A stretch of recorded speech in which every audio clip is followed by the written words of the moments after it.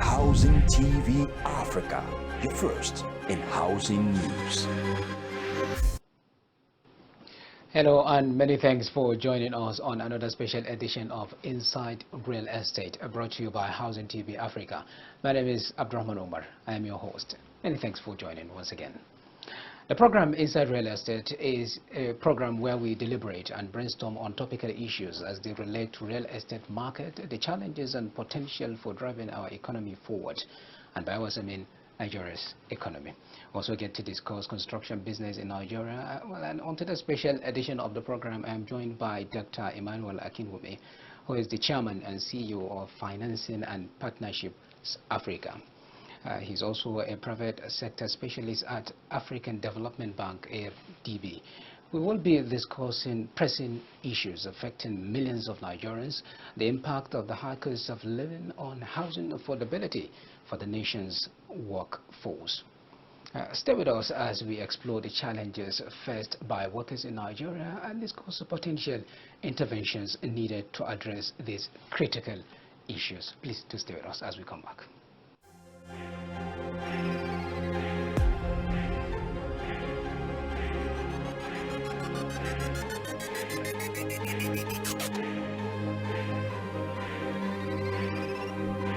Housing TV Africa, your first in housing news. Welcome back and thanks with us. I wanted to even call our attention that is the former specialist, yes, at the AFDB. All right, thank you so much, sir, for taking the time to join us on the program. Thank you for having me. Yes, I think we seem to have a lot to unpack looking at the situation of the country. I mean, the high cost of living getting much higher day by day. So when you look at it, the indicators, it's telling us much need to be desired by the government. And so at that, how do you think, let's start on the part of our workers. I mean, they are the workforce of every country. If they are happy, we're also happy. So how do you think Nigerian governments or African countries in general can go about ensuring that their workforce are really happy? Okay, when you're talking about workforce, I believe it shouldn't be limited to government workers alone. I mean, workers in the private sector. Even self-employed people are also workers. So to that extent, I would generalize that what you mean by workers is just actually the entire working class of Nigerians.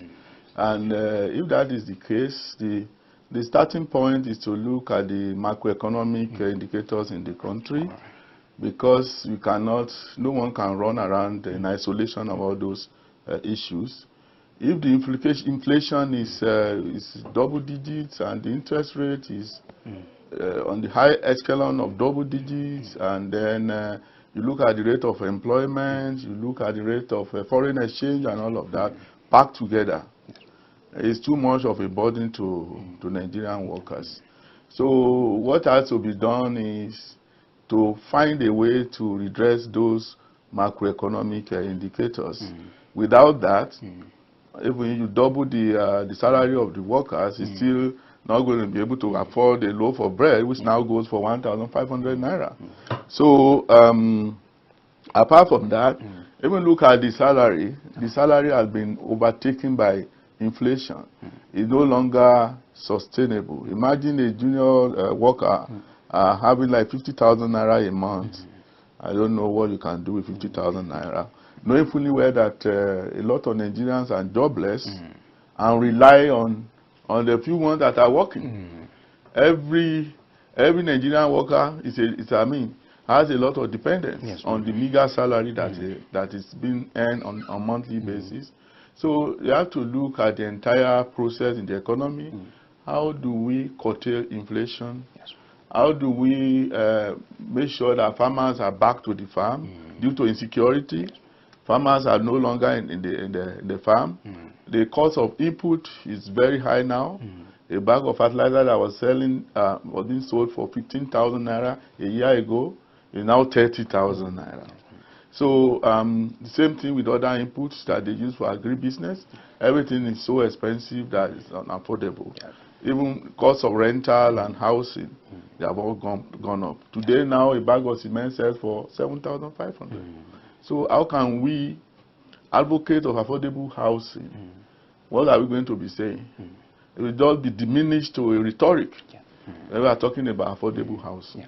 So you have to look at the entire economy. When you are talking about housing, you have to talk about the entire macroeconomic system and see how improvement can be done to alleviate the suffering of the masses. All right. I'm glad you made mention of some key points that needed to be addressed. One of them, curtailing inflation and addressing microeconomic indicators. Let's start with microeconomic indicators. How do you think we can get by when it comes to addressing such indicators? Okay. You know what? When the oil subsidy was removed from the first day of inauguration of the president, I knew something would actually go wrong. It's not the removal of that subsidy per se. The problem is the lack of planning toward the improvement, and the fact that our political leadership, they don't put attention to what I call development impact analysis.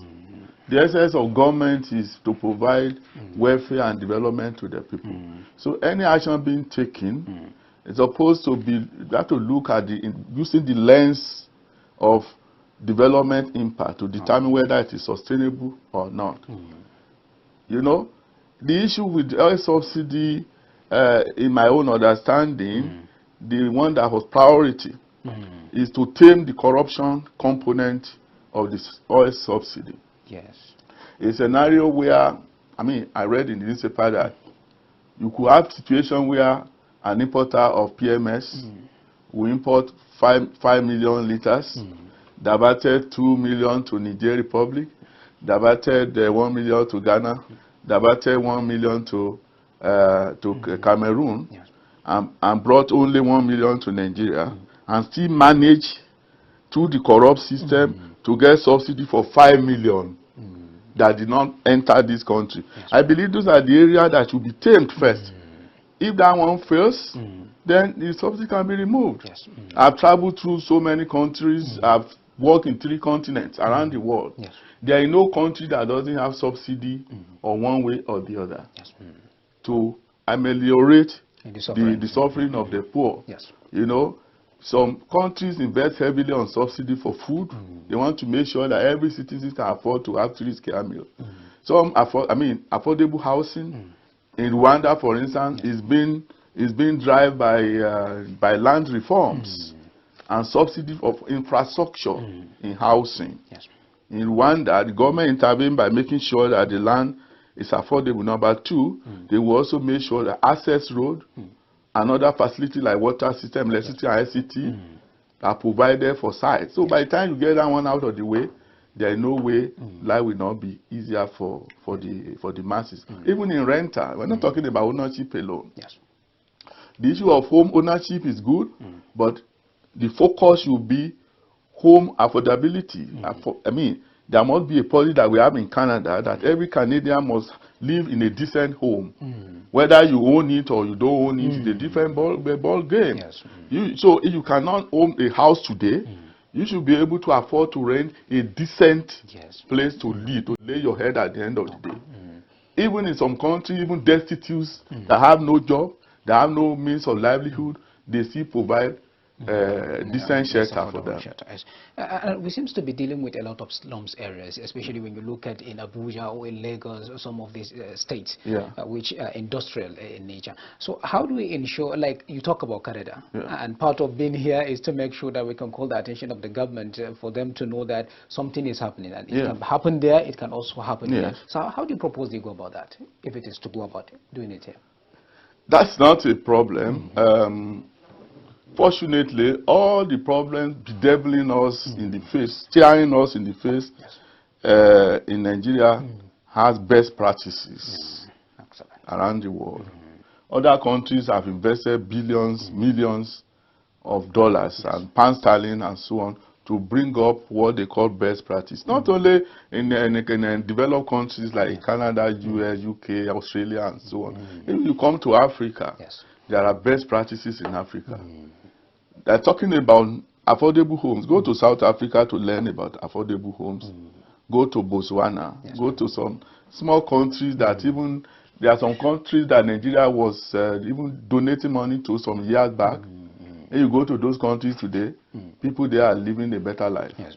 So we should try and learn about what others are doing right, bring them home, adapt them to our system, and enjoy it. But there is one giant Yes.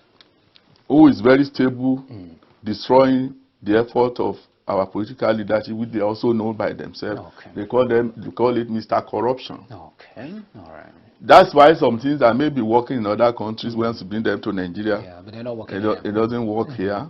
It's because of the corruption. Okay. See the stress that people go through to get ordinary CFO, which is supposed to be seamless. Yes. You know, in some countries, if you buy a home today, that same day, your lawyer will process the issue of ownership, it transferred to the new owner. There is no need to go and queue up to grease some palms, Yes. to bribe some government officials to get your ownership. Yes. It doesn't happen like that. So, if we don't focus on this issue of corruption, it will not allow us to do anything. Yes. I'm still coming to the issue of on the national level, issue that should be attended to, the issue of the constitution and power devolution and so on. Yes. All of those things are derailing the effort of even a right-thinking leadership in the country. If you have structural problems, if you have a house that have a faulty foundation, the foundation of Nigeria is the constitution. Yes, it is. So you have a foundation that is terribly bad and defective. It doesn't matter what quality of structure and superstructure you put on that foundation. It's either swing to the left or to the right. It's not going to be stable. Yes. So our legislators are collecting so much money monthly. They should be busy thinking about how do we address this issue of the constitution. Because if I'm talking about constitution, people say, this man is also talking about housing, he's talking about constitution. Yes. But the problem is that if these national issues are not addressed, we continue to have negative impact in housing, in industrialization, in all areas of development. It will not allow us to go anywhere. All right.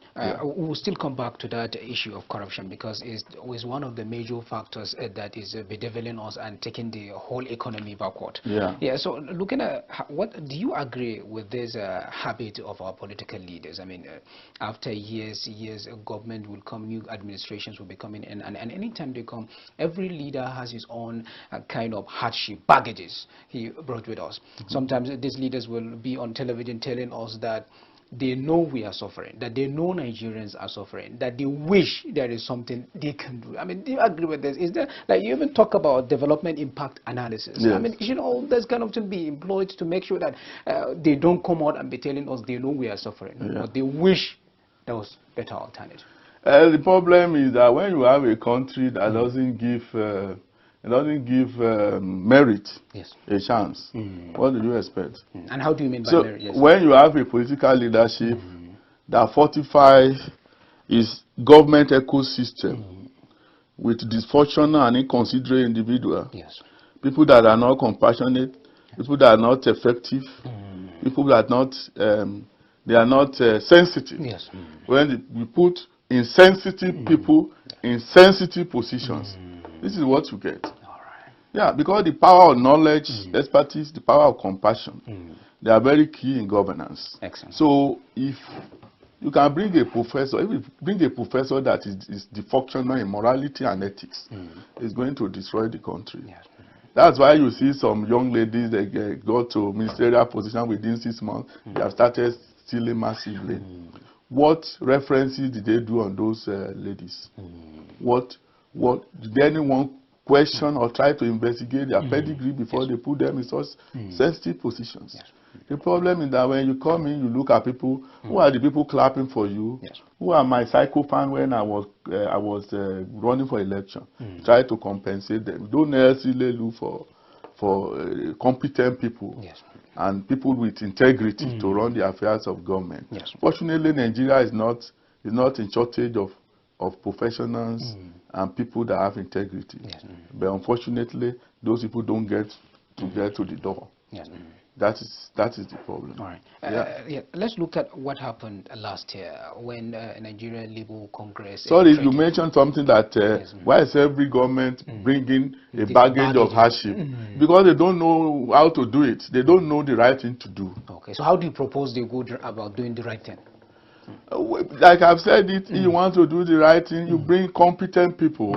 Yes. Even there are some people that when you have competent people surrounding them, you don't even get to know their deficiency. Because those competent people, they will protect them Yes. by giving them the right advice. People that are courageous. Yes. You are my boss now. If you are doing something not right, I must be courageous to be able to tell you that, please, what you are doing, can't you change to make this environment look better? Yes. If I don't have that courage, if I'm a sycophant, I'll be clapping for you for everything you do. Which we seem to be having like that proverbial elephant that was going into the sink. And people were clapping, the king of the jungle, and he decides until he finds himself into the dish. Yes. But if you have people that are courageous, people that are courageous, people that don't depend on government, that can survive without government machinery, that believe that if you take me out, I will still survive, then the country will be a better place. And there are a lot of people like that in the country. Okay, we are on to a very interesting topic, but we're going to take a quick break. When we're right back, and we'll take it off. All right. Now we're going to go you. a quick break. We'll break back. Please stay with us as the conversation continues when we return.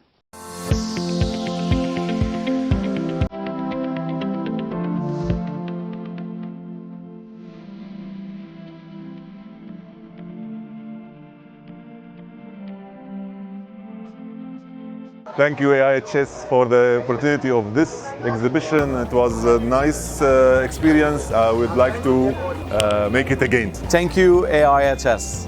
Thank you so much. Thank you, everyone. Thank you, AIHS. Thank you, AIHS.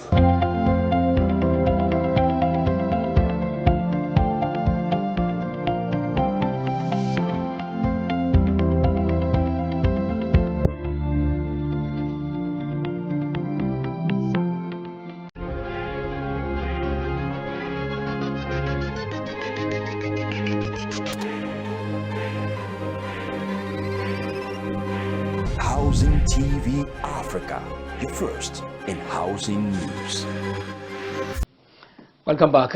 Well, viewers, for those of you who are just joining us, we have been on talking with Dr. Emmanuel Akinwumi, who is the Chairman, CEO of Financing and Partnership Africa, and also a former private health sector specialist at African Development Bank. We've been talking a lot on challenges, on how we can move the nations forward. Doctor, you were talking about competency and capacity of our, those elected or appointed into different sectors of the economy to make this country, move forward, not backward every day. Could you continue with that? Well, what I mean is that you need a combination of competence and then strong character to be able to run affairs of a decent office. With principles, including strong character, I'm talking about compassion and sensitivity and capacity to be able to take responsibility. Well, you see government mentioning some previous government that did this and that. The moment you put yourself forward to lead this country or to serve in any capacity, you must be ready to make positive change. You are saying that the problem we have now was caused by somebody that left the place 10 years ago. All those things don't make sense anymore. And what I'm also saying is that there are competent people. When you go around the world, anywhere, Nigerians are doing great there. Even locally, at home here, there are people that are doing very well. And I'm not talking about recruiting religion.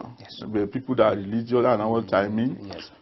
You can have someone that is religious and not competent, it's going to destroy the country. So we need a combination of good character and efficiency, effectiveness, competence to be able to do things right. So you cannot give what you don't have. It's not possible. Those people that are rolling out dysfunctional policies to kill the poor in this country, that's their best effort. They are giving they are not, according to them, they are doing the right thing because they are giving their best effort. Unfortunately, their best efforts are not good for the country. So If you are a leader in an organization, if you are weak in certain areas, recruit competent people to help you fill the void so that you will be covered and you can still do well. Yes. You actually said a lot of things, and one of them that caught my eyes is the matter of compassion. Yeah. I mean, Nigerians are suffering day by day. Yeah. 2-3 square meals is Yeah. hard. Some Nigerians cannot even afford 2. I mean, you see Yeah. them roaming on the street on about this, and those are the kind of people who are even victims of recruiting into this banditry and all of that, which is what we're facing. And we'll be talking about it as we go on. But talking about compassion, there was a time in some states in this country where we have they will sponsor somebody of their own, take them outside the country. I'm just taking you through this, so you can understand. They're taking them out of the country to go. I mean, sometimes at the age of 16, 10 years. I mean, they have been outside the country. They do not know about the hardships of the ordinary Nigerian, and for them to even have the compassion to, I mean, bring some policies forward that can help ordinary Nigerians. And when they come back immediately, these politicians or friends to their fathers, I mean, they will just appoint them on some sensitive positions you're talking about that requires compassion to be managed. And when they come, they will just say, okay, she went to America or some places, or I give her so this. And out of this, and before you know it, she will just start, okay, some ordinary Nigerians are in the market. They will just also say, we want to make the market ultra-modern market. Let them vacate instantly. I mean, is this actually the right way if we're talking about, must we engage in doing this act? That's not the right place. It's very good for people that have knowledge of the country. There are no crime in going out of the country. I'm an example. In the year 2000, I left this country. I went to Canada with my family, but I never lost touch with Nigeria. With home. I was a very active member in the diaspora, working for Nigeria, attending conferences with my own, buying my own ticket in US, in Nigeria, different places. Excellent. I don't consider myself one of the brain drains in Nigeria. I am not, because I never closed my eyes against Nigeria. And since that time, I was in Canada. I was paying my subscription even in ICANN. Even though I was paying my subscription over there for the accounting body that I belong to. I was still paying my subscription to ICANN in Nigeria to demonstrate my patriotism for the country. So it's about a matter of individual values. There are some of the values I even learned in those foreign countries that make me a better person in Nigeria. Why? When I went to Canada, every human being is greedy. Do you agree with me? My greed level reduced in Canada. Why? It's too much wealth, too massive wealth, something extra outrageous. It doesn't make any meaning to me anymore. Because I see the way the government was doing everything possible to make every Canadian comfortable. That is the compassion that we are talking about. Any leader that lacks compassion, even if he has a good motive, the lack of compassion will not allow him to use the right tool and methodology to execute the good policies for the people. That's the problem. And the compassion, in literary term, is what I term as development impact or outcome. Because before you do anything, you have to review it. In terms of developmental outcome to the people, is it beneficial? If it doesn't have developmental impact, don't touch it. It doesn't make sense, because the essence of governance, of government, is to provide welfare and development for its people. If that one is missing, you don't see somebody that is complaining that have lice, insects on the ear. You don't need to use a cutlass that is too sharp to try to scratch it. You will cut, you will damage the head. So that is what is happening in this current government. They are using too sharp a cutlass to drive away lice on the hair of Nigerians. And because of doing that, they are destroying the head. A lot of people today are very distressed. A lot of Nigerians are very depressed. There is too much debt to focus on. People cannot even be able to eat one meal a day, not talking of 3 square meals a day. And the worst of it is that the problem of hopelessness. Hope is very good. It's good for you to think that tomorrow will be good. When you have a situation that you even lost hope, it's a very big problem. That's why all kinds of criminalities and dangerous adventures are happening nowadays. Even among campuses, you see some universities or polytechnics that don't have hostel. People, some of these students living outside the hostel, they are burgling their rooms every day. What are they looking for? They are looking for biscuits, they are looking for gari, and all of other things like that. The situation is really very bad. Yes. Compassion is key in governance. Excellent. And I hope our leaders who are in power and can be able to do something in order to ease the suffering of Nigerians are hearing us so that they can see to that. And now let's talk about, because earlier when we started the conversation, you were talking about it's not the responsibility of government alone. I mean, we have a lot of Nigerians also can help contribute. Let's come down to FinPar, which is, as the chairman of FinPar Finance, because you talk about partnerships. I mean, wherever a partnership, a common man can get to benefit one way or the other. Yes. How do we help Nigerians, Nigerian youth, I mean, in general, attain some sort of financial independence? Well, like in FinPar, what we do there is we facilitate access to financing and partnerships. Some businesses, they don't even need, they know that they need extra money. What they need is partnership to make their business work better. Some companies or individuals, they need a combination of financing and partnership. There are different ways that the youth, women, and all manners of Nigerians can partner to derive some benefit and change their own life. Sometimes I use my own life as an example. If I don't have that kind of mentality, you will not be talking to me here today. Okay? So I don't believe in excuses, and yet I believe in compassion. Excellent. So if you have someone that is not more or less abandoned by his father at age 11, I did not have privilege of going to high school because of fees that the mother could not afford, and still managed to go to one of the best universities in the country by dint of hard work and grace of God. You can see that a lot of youth today, they can still do well, but also they need some support in terms of partnership with at any level they can get it. I got support from my mother. You can get support from your neighbors. You can get support from your colleagues, all manners of things. But youth nowadays, their mentality has been corroded by too much pressure in the environment, especially the pressure unleashed by political leaders to make life miserable for the youth. When I finished my service, I was retained where I served, and I got 5 other jobs. My problem was to make a choice. Nowadays, do we have that kind of thing anymore? So we have a lot of work to do in Nigeria, but it's not difficult to do it if we have leaders that can lead us to create a better enabling environment, a better macroeconomic system to make every business thrive and to ensure that merit counts. Honesty makes sense. You know, competency is being rewarded. All of those values and virtues that is almost going extinct in Nigeria, we have to find a way to bring them back. And to bring them back, we need to put the right leadership in different places to make things work for Nigerians. Right. I mean, by putting the right leadership is also the responsibility of Nigerians, because they are the ones that will vote.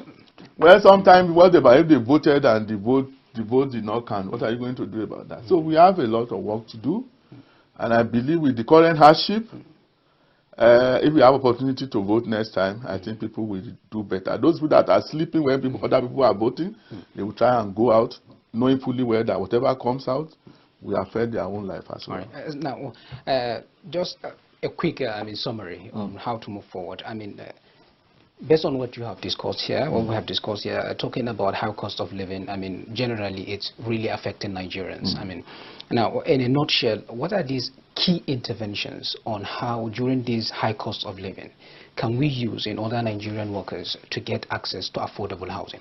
Okay. The 2 major roads to prosperity in the housing sector anywhere, for instance, I categorize them as 2. The non-financing interventions and the financing interventions. Then you want to call it some other way, the hard infrastructure on one hand and the soft infrastructure on the other hand. If you want to make suggestions about palliatives or incentives or anything else that can be done to relieve the plight of Nigeria right now, they will tell you there is no money. But non-financing intervention doesn't need money as such. There are things that we need to work on. The policies of the government, are they developmental oriented? Are they positively impactful?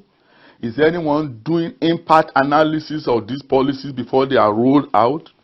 In the process of rolling them out, are you putting the right people to drive it? Because you have a good policy and you put all these corrupt individuals to run the good policy, they will derail the proper policy. They will not allow it to work. For instance, on the mortgage side, listen to me carefully on this. You will see something that looks simplistic that can make a lot of impact to access to housing in Nigeria. How can you allow or expect an employee that is making, let's say, 100,000 naira a month to own a home when you package a mortgage for a period of 10 years? You expect that start to pay off the loan within 10 years. It's not being done like that in civilized countries. What is being done is there's a difference between the term of the loan and then the period of repayment. You can have a loan for a period, a tenure of 30 years, but the term of 5 years. Now this sounds, I will explain. When, for the purpose of underwriting the loan, yes, you make it spread over a period of 30 years. Okay. By spreading it for 30 years instead of 10, you have already inbuilt affordability into it. Yes. Why? Yes. A loan of 15 million divided by 30. That's the amount that will be paid annually. Right. Compared with a loan of 15 million divided by 10. Okay. Which one will be more affordable? The one divided by 30. Yes.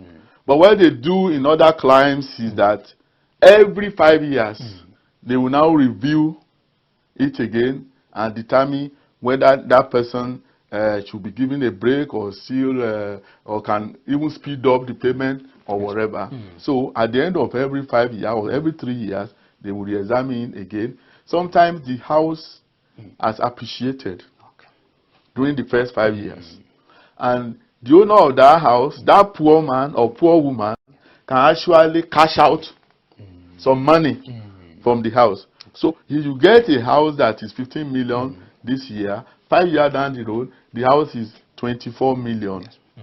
So they will base you up, which means that your savings is sitting in that house. Yes. And you can use part of those savings to pay the school fees of your children or to even buy another home for rental. Exactly. That's how wealth is being created. But and then access to financing will be enhanced through that process. You don't need to borrow money from World Bank to implement that kind of process. That's what I call soft infrastructure or non-financing intervention that is quite like a low-hanging fruit. The other one is that Emefiele, that was in CBN for years, they brought a project which was sponsored by World Bank.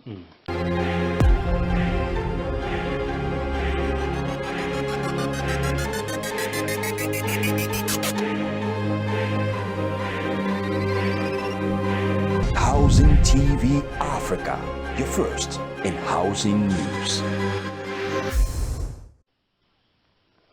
All right, for those joining us and still watching us, we've been talking with Dr. Emmanuel Akinwumi, the Chairman and CEO of Financing and Partnerships Africa, and also a former head private sector specialist at African Development Bank, AFDB. Now, you've been talking about, made mention of former CBN governor, how you were saying something. Yes, I was talking about the issue of non-financing intervention, that the issue of affordability It's not only about interest rate, which I believe should be reasonable, not about the cost of building material, which sometimes you have no control over. It's also about doing some things that can make accessibility more seamless, like spreading the mortgage over a longer period of time will reduce the amount payable per year, per month, and make a lot of other employees that ordinarily, if they are rated on the basis of 10 years loan, they will never qualify for a mortgage. But if you base it on 30 years, it will make their monthly payment almost equivalent to what they are paying as rent. So they will be paying their mortgage without any pain. The other issue that I was mentioning was the Canada initiated program that we brought home as a best practice, that this country must have what they call mortgage insurance scheme. You know, with mortgage insurance scheme, banks and other lenders will be falling after each other to finance mortgages. Why? Yes. It is insured. If there is any problem with the mortgage, the insurance will kick in and compensate the lender. So because of that, they will have a stronger appetite to finance mortgages. It was in the shop of this man called Emefiele for several years. He had no time to attend to that project. Up to now, he's still hanging there. I hope that the new CBN governor will do something about that. Is it that he had no time, or some other? Well, he had no time because if a CBN governor that was focused on what he's doing, we don't have time to be doing politics, branding vehicles, going to rice farm. What are you doing in rice farm? What's the job of a minister of agri? So we can agree it's misplaced of priority. It's misplaced of priority. This guy had no time to nurture the macroeconomic system of the country. He was chasing money and doing all manners of things just for his own personal benefit. That's why the country was in a mess. So going forward, we should pay attention to all of those things. No, everything is not about money. For instance, if you have children, you need to listen to them, you need to counsel them, you need to provide them with other support. Not just wiring money. You wire money. You may be wiring money to miscreants or children that will become nuisance to the community. So you must focus. So the task of evolving a sustainable mortgage system is not a rocket science.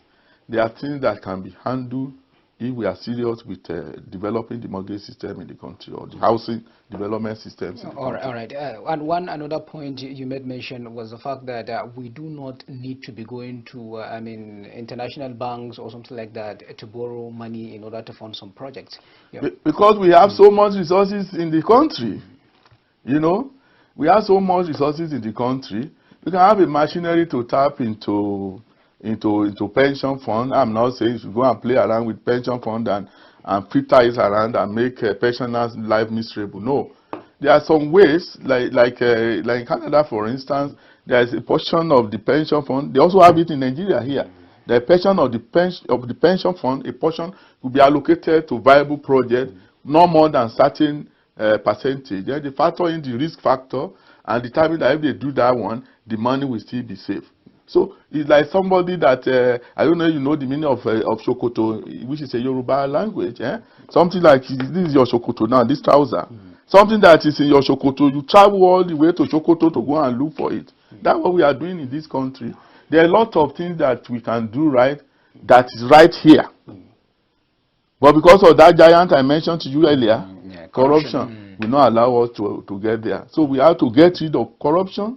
Otherwise, like someone said, corruption may eventually get rid of the country. All right. Let's hope it will not come to that. And Doctor, thank you so much for taking the time to join us in the studio. I mean, the conversation has been very insightful and very engaging for our viewers. And I'm sure for those who are really keen into listening, will get to make some necessary impact wherever that is required for our country to move forward. Thank you so much. Thank you very much. Yes. Welcome. All right. Our viewers, thank you so much for being with us throughout the program. It's been an interesting and engaging one. And all I can say is that join us on the next package of the program, where we'll bring you an interesting topical topic that can shed more light on how we can use our resources to move this country forward. Goodbye for now.